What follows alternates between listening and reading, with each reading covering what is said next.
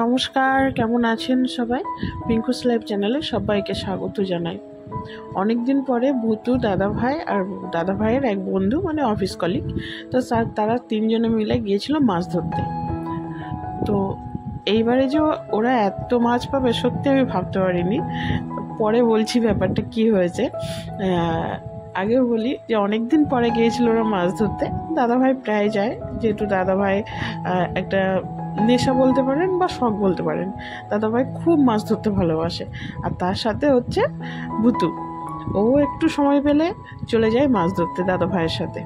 তো ওই সারাদিন ছিপ ফেলে বসে থেকে থেকে থেকে থেকে কখনো পায় কখনো পায় না, কিন্তু পায় না বেশিরভাগই।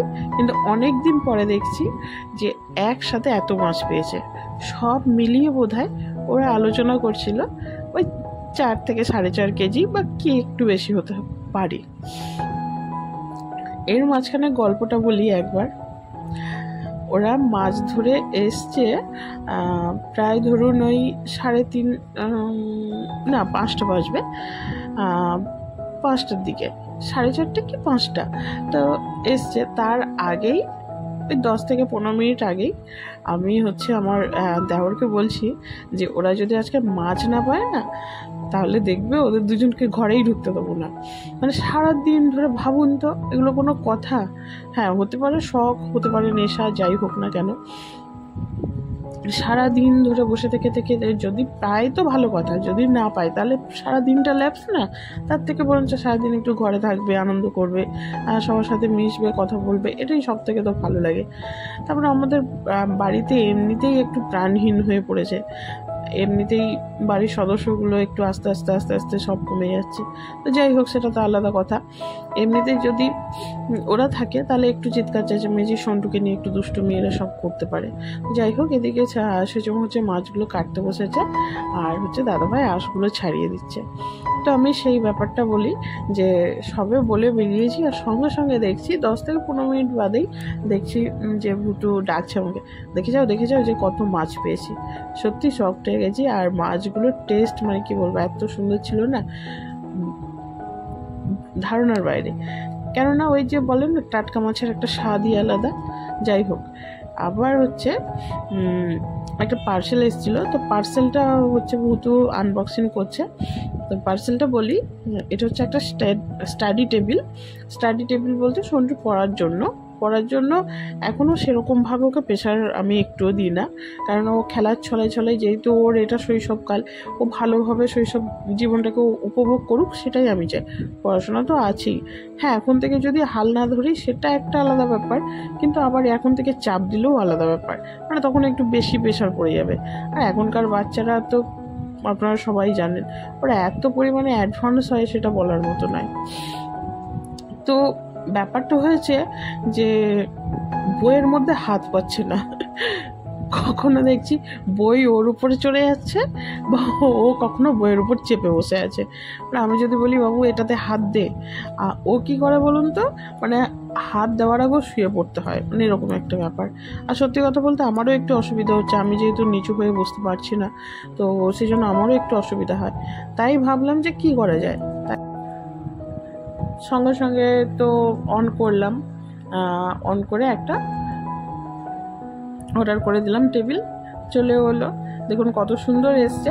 আর এর থেকে একটু ভালো নেওয়ার ইচ্ছে ছিল, কিন্তু এই যে এই বদমাসটা তো একদম, মানে ওর খুঁচিয়ে টেবিলের তো টাও রাখবে না।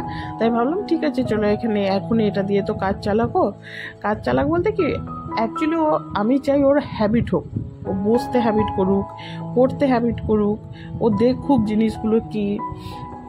আর সব থেকে বড় কথা কি জানেন তো, ওকে না একটা জিনিস বারবার করে বলতে হয় না যে এটাকে এটা বলো। দেখুন এইটুকু মানে এই যে আমি আর ভুতু হচ্ছে হাত দিয়ে দেখালাম যে এখানে ডিফেক্ট কিন্তু একটু এসছে। তো যাই হোক, আমি একটা কথা বলতে চাই যে আমি যদি কোনো মাল মানে কোনো রকম কোনো ঘরের কোনো জিনিস যদি আমি পারচেস করি, যদি কোনো রকম ডিফেক্টও আসে, যদি আমি ওটা কাজ চালানোর মতো হয়, আমি পারচেসটাকে আর রিফান্ড করি না।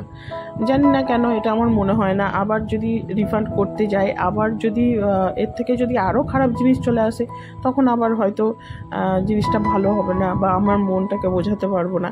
এইসবের কারণের জন্য আমি আর জিনিসটাকে রিফান্ড করি না। আর একটা কথা বলি, এই টেবিলটা যখন ডেলিভারি দিতে এসেছিলো যে দাদাটা, সে দাদাটা আমাকে সকালে ফোন করেছিল যে আপনি কি ডেলিভারিটা পারচেস করবেন না। আমি বলি কেন বলুন তো, আমি তো অর্ডার করলাম পারচেস করার জন্য। দিয়ে বলছে না, এরকম তো হয় যে একটু বেশি অ্যামাউন্টের যারা করতে চায় না। আমি বলি এটা আবার কীরকম কথা। আমি যাই হোক, আপনি আসুন। তো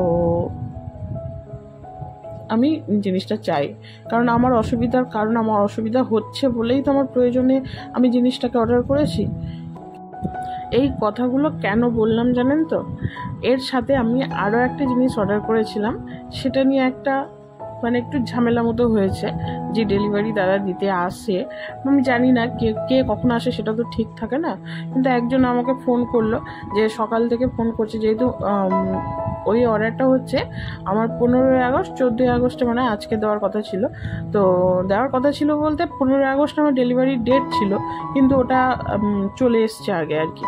তো যাই হোক, এরকম তো আগে চলেও আসে। তো ওর সাথে না একটু ঝামেলা হয়েছে, কথা কাটাকাটি হয়েছে। সেটা কি নিয়ে কি ব্যাপার সেটা আমি পরে বলবো। আজকের ভিডিওটা এতটুকুই। এটা আমি নেক্সট ভিডিওতে দেখাবো, যখন পারচেসটা আসুক, আগে আনবক্সিং করব, তখন আপনাদের সাথে এই কথাটা শেয়ার করব যে কি হয়েছে না হয়েছে। সবাই ভালো থাকবেন, সুস্থ থাকবেন, সাবধানে থাকবেন। দেখা হবে খুব তাড়াতাড়ি নতুন আরেকটি ভিডিওতে।